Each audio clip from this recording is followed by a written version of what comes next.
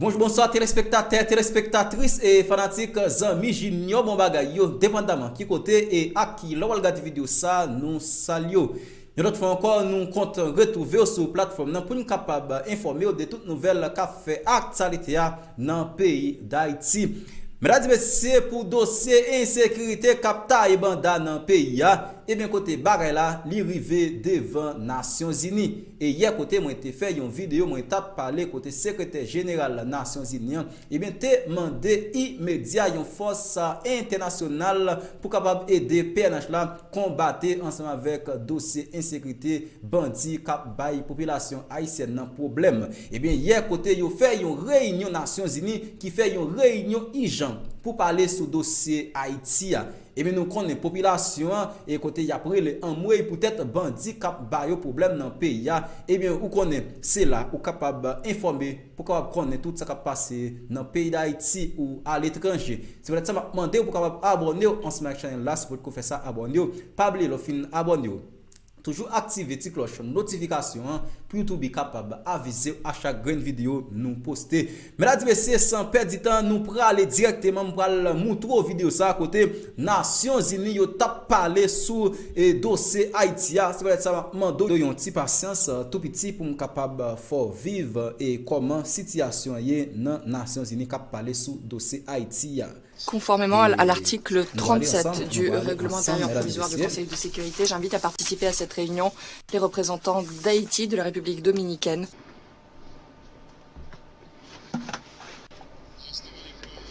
Conformément à l'article 39 du règlement intérieur provisoire du Conseil de sécurité, j'invite à participer à cette réunion Madame Maria Isabelle Salvador, représentante spéciale du secrétaire général et chef du Bureau intégré des Nations Unies en Haïti, BINU, et Madame Gada Fati Wali, directrice exécutive de l'Office des Nations Unies contre la drogue et le crime ONUDC.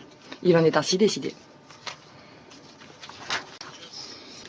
Le Conseil de sécurité va à présent aborder l'examen du point 2 de l'ordre du jour.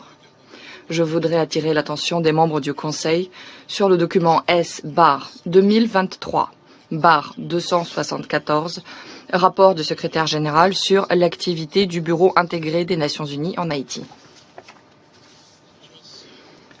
Je voudrais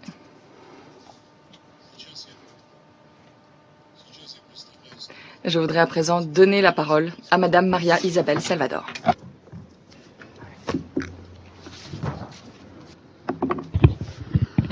Mr. President. Monsieur le Président, Mesdames et Messieurs les membres du Conseil de sécurité, permettez-moi de vous remercier de m'avoir donné l'occasion de m'adresser au Conseil pour la première fois depuis que je suis entrée en fonction ce mois-ci en tant que représentante spéciale du secrétaire général pour Haïti. C'est également un honneur pour moi que d'être en présence des ministres des Affaires étrangères d'Haïti et de la République dominicaine respectivement. Pendant ma première semaine à Haïti, j'ai eu l'occasion l'oratrice se reprend, de m'entretenir avec des représentants de la société civile, notamment avec des groupes de femmes, ainsi qu'avec des autorités nationales et de hauts responsables des pouvoirs publics. J'ai également pu circuler dans certaines des rues de Port-au-Prince et j'ai ressenti la tension qui y régnait. J'ai pu ainsi comprendre la crainte que ressentait la population au quotidien. Lors des multiples échanges et interactions qu'il m'a été donné d'avoir avec les Haïtiens, j'ai senti que ces derniers souhaitaient renouer un dialogue pour remettre le pays sur la voie de la paix et de la démocratie, avec beaucoup de difficultés. Il est donc essentiel dans ce contexte d'aborder la question sécuritaire qui pose un énorme problème. Depuis janvier dernier, la criminalité du fait de bande va croissant. Ces activités criminelles sévissent dans des zones qui jusqu'à présent étaient considérées comme sûres à Port-au-Prince, mais aussi à l'extérieur. Et la violence du fait de ces gangs, violence sexuelle, notamment à l'encontre des femmes et des filles,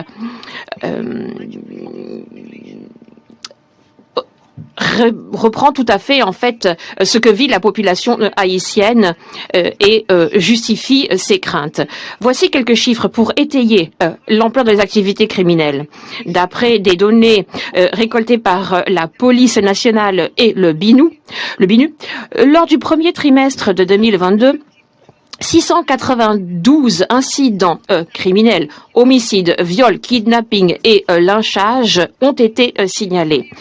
Lors de la même période, en 2023, le nombre d'incidents criminels signalés était passé à 1647, soit le double. Et le mois dernier, l'on a assisté au nombre le plus élevé d'incidents de ce type depuis 2005. Les bandes criminelles gagnent du terrain dans différents quartiers de la capitale parce que la police n'y est plus présente et celles-ci font justice elles-mêmes. Cette dynamique a donc détricoté le tissu social avec les conséquences catastrophiques que cela a eu pour l'ensemble de la région. Il y a 2 jours de cela, vous le savez certainement, à Port-au-Prince, un groupe de civils a enlevé 13 personnes qui se trouvaient en garde à vue, les a passées à tabac et a brûlé leur corps. Le gouvernement continue d'essayer de faire la lumière sur ces incidents avec le concours de la police nationale. Malheureusement, celle-ci est en sous-effectif et elle n'est pas à même d'aborder les cas de violence et des activités criminelles. Le nombre de policiers est passé de 14 472 à près de 13 000. Seuls 9 000 policiers s'acquittent véritablement des fonctions qui sont censées être les leurs. Et très peu d'entre eux s'occupent de la sécurité, ce qui est beaucoup trop peu pour l'ensemble du pays. Parallèlement, le recrutement de nouveaux policiers a été interrompu, et ce, sous l'effet de la détérioration de la situation sécuritaire, mais aussi pour des raisons logistiques, essentiellement des contraintes.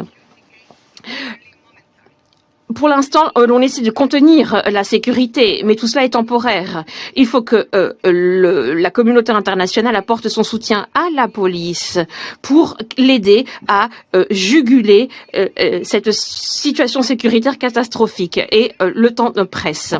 Il est donc urgent de permettre à Haïti de se sortir de l'impasse politique dans laquelle le pays se trouve. Il en va de la sécurité, mais aussi de la stabilité économique et sociale. En dépit des difficultés sécuritaires, tout est mis en œuvre pour donner effet à l'accord de décembre 2021. Le Haut Conseil électoral a été nommé. J'en ai rencontré le représentant récemment et tout est mis en œuvre pour dégager un consensus quant à la ligne de conduite à adopter pour mettre l'accord en œuvre. Des mesures sont prises pour créer un conseil électoral provisoire, condition préalable à la tenue d'élections en bonne et due forme, lesquelles, nous l'espérons, permettront au pays de revenir sur la voie de la démocratie. La Cour de cassation est entrée en fonction le 28 février et attend d'investir un nouveau conseil électoral une fois que celui-ci sera créé. Celui-ci devra donc prêter serment, ce qui restabilisera le système judiciaire.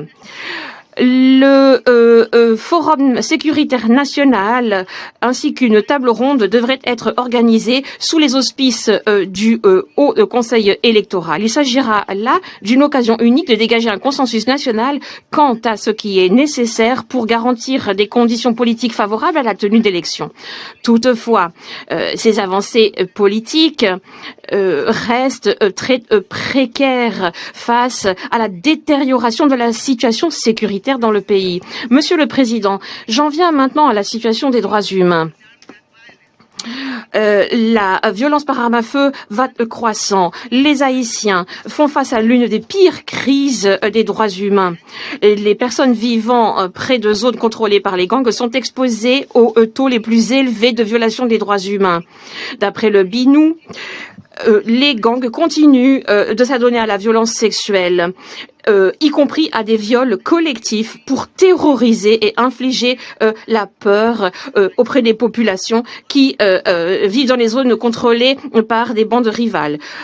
Les cas d'exploitation sexuelle ont également été signalés à l'encontre de femmes et des enfants vivant dans des communautés sous le contrôle de ces gangs. Les enfants sont parmi les principales victimes des crimes les plus haineux, exécutions, enlèvements, viols.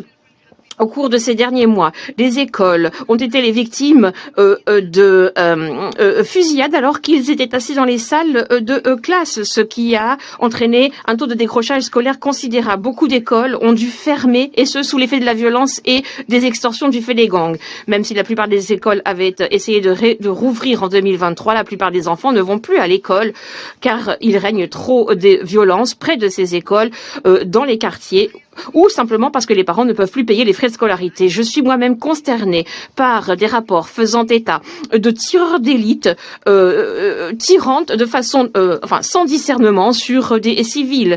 Je suis également alarmée par le recrutement d'enfants au sein de ces bandes armées. Le Haut-Commissariat aux droits de l'homme souhaiterait nommer un expert indépendant suite à la demande formulée par le gouvernement haïtien. Et cette avancée constituerait une évolution positive car elle permettrait de proposer un mécanisme de protection pour les Haïtiens. Des violences sexuelles commises par des gangs armés. Ces incidents sont gravement sous-déclarés par rapport à d'autres types de violences en raison de la peur des représailles, de la stigmatisation par les familles et les communautés et la disponibilité limitée des services de santé et psychosociaux, entre autres facteurs. Il est essentiel que ces crimes ne restent pas impunis et que les auteurs de violences sexuelles soient traduits en justice. Près de la moitié de la population, c'est-à-dire 5,2 millions de personnes, a besoin d'aide humanitaire. Le nombre de déplacements internes a augmenté de 50% dans la commune de Port-au-Prince par rapport à novembre 2022. Quelques 39 000 cas suspects de choléra ont été signalés depuis la réapparition de l'épidémie en octobre dernier. Les Nations Unies et ses partenaires humanitaires restent sur le terrain et fournissent des services essentiels. Entre mars et avril, au moins 22 missions d'urgence ont été menées dans des zones contrôlées par des gangs à Port-au-Prince. Pour conclure, permettez-moi de souligner à quel point il est important de déployer une force internationale spécialisée si tant est que le Conseil de sécurité l'autorise. C'est ce qu'a encouragé le secrétaire général dans un courrier daté du 8 octobre 2022. Nous devons tout mettre en œuvre pour aider cette force à aider, à prêter main forte à la police nationale. Il faut absolument lutter contre la violence du fait des gangs. La situation sécuritaire qui se détériore rapidement implique que nous devons placer au cœur de nos priorités la situation en Haïti. Face aux incidents sécuritaires sans précédent, nous savons bien sûr que cela pourrait avoir un effet cascade dans l'ensemble de la région. Et le soutien du Conseil de sécurité reste essentiel car il permettrait de maintenir la sécurité, l'état de droit, la stabilité et la paix en Haïti. Monsieur le Président, Mesdames et Messieurs les membres du Conseil, le temps nous est compté. Le peuple haïtien mérite que nous venions à son secours sans attendre. Le cycle infernal de la violence, mais aussi les crises économiques, politiques et sociales avec lesquelles le peuple ou auxquelles le peuple est en proie risque de le mettre à terre. Nous ne pouvons plus nous permettre d'attendre. Le peuple haïtien non plus. Nous devons agir immédiatement. Je vous remercie de votre attention. Je remercie Madame Salvador de son exposé et je donne la parole à Madame Ghada Fatiwali. Monsieur le Président, Excellences, Mesdames et Messieurs, les membres du Conseil, je suis reconnaissante de l'opportunité donnée à l'ONUDC d'intervenir à nouveau auprès des membres du Conseil au sujet de la dégradation de la crise sécuritaire qui paralyse Haïti. Depuis ma dernière intervention devant le Conseil en septembre, le non-respect de la loi, l'escalade de la violence et l'ampleur des activités criminelles organisées ont continué à alimenter la crise et n'ont apporté aucun répit au peuple haïtien. Au contraire, elles ont progressivement contribué à l'aggravation de la crise et à l'affaiblissement des efforts déployés au niveau national en faveur de la paix et de la sécurité. Plus inquiétant encore, nous notons de nouvelles dynamiques des groupes agissant hors de Port-au-Prince, directement impliqués dans le trafic d'armes de plus en plus sophistiqués et cherchant à enrôler de nouvelles recrues dans les camps des populations déplacées.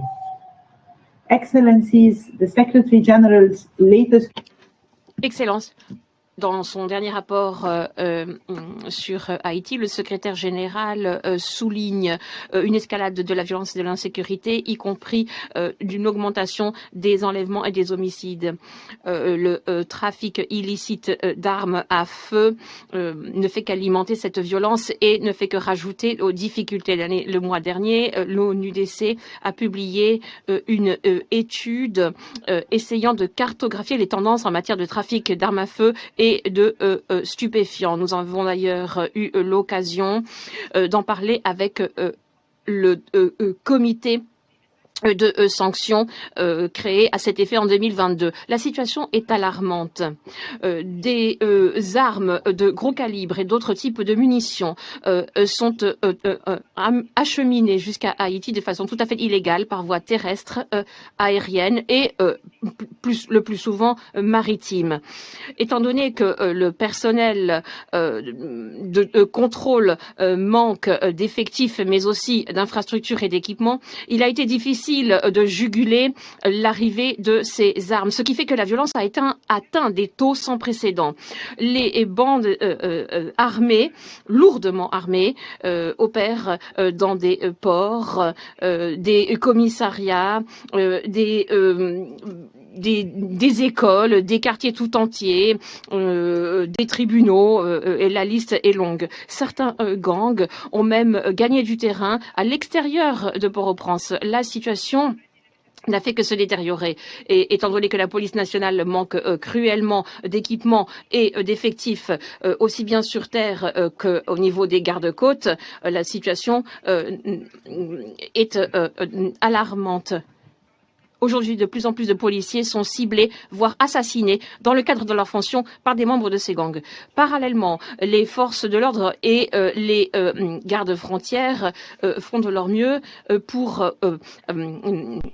saisir les cargaisons de drogue telles que la cocaïne et le cannabis qui sont acheminés donc par les ports et qui ensuite vont vers l'Amérique du Nord et l'Europe occidentale. Alors que nous savons que les marchés de la cocaïne grandissent dans le monde entier, eh bien, nous savons que cela a un effet déstabilisateur sur Haïti, ce qui, bien sûr, met à mal toute perspective d'évolution politique positive. La communauté internationale ainsi que les partenaires concernés doivent prendre des mesures d'envergure pour aider toutes les autorités, quelles qu'elles soient, à contrôler l'acheminement de ces cargaisons. Étant donné que la police haïtienne ainsi que ses unités spécialisées dans les contrôles aux frontières ou les armes à feu manquent cruellement d'équipements. Par ailleurs, il est important de procéder à une réforme du système de justice pénale, de lutter contre la corruption et le blanchiment d'argent. Certains réseaux sont parrainés, ce qui leur permet justement de prospérer et de poursuivre leurs activités de trafic de toutes sortes. Dans ce contexte, eh bien, il sera très difficile de ramener la paix à Haïti. Ce n'est que lorsqu'il y aura des institutions fortes et des ressources déployées que cette réalité deviendra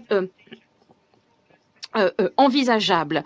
Nous devons travailler avec nos partenaires pour redonner une lueur d'espoir en Haïti. Depuis mon dernier entretien avec vous, notre bureau s'est livré à des évaluations à 6 points de frontière, mettant en avant les besoins les plus urgents, notamment dans la sensibilisation sur les questions maritimes, et nous avons discuté avec les autorités nationales. Nous encourageons également une plus grande coopération entre la République dominicaine et Haïti pour ce qui est donc du contrôle aux frontières. Mais nous avons besoin de jouer un rôle de chef de file et tous les acteurs doivent s'engager davantage. Par ailleurs, davantage d'investissements sont eux aussi nécessaires. Nous prêtons main forte à l'administration douanière haïtienne, que je félicite pour certains résultats obtenus. Le mois dernier, celle-ci ont réussi donc à intercepter des marchandises. Le pourcentage est passé de 44 à 216%. Avec le concours de l'Organisation des États américains, eh bien, Haïti est en